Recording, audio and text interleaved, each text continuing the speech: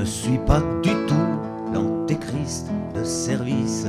J'ai même pour Jésus et pour son sacrifice un brin d'admiration, soit dit sans ironie, car ce n'est sûrement pas une sinécure, non que de se laisser cracher à la figure par la canaille et la racaille réunies.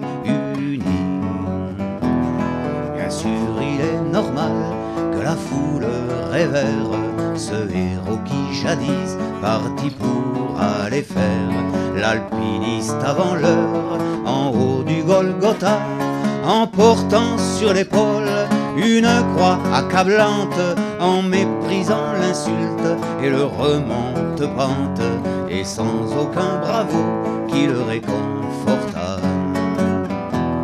Bien sûr, autour du front, la couronne d'épines, l'éponge trempée dans Dieu sait quelle bibine, et les clous enfoncés dans les pieds et les mains. C'est très inconfortable et ça vous tarabuste, même si l'on est brave et si l'on est robuste, et si le paradis est au bout du chemin.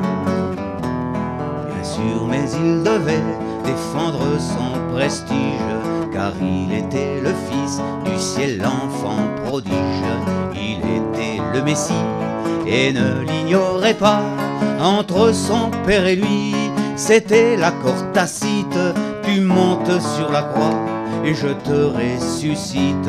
On meurt de confiance avec un tel papa.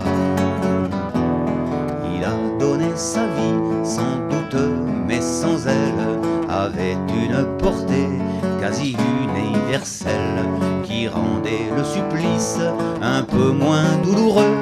Il savait que dans chaque église il serait tête d'afficher qu'il aurait son portrait en vedette, entouré des élus, des saints, des bienheureux.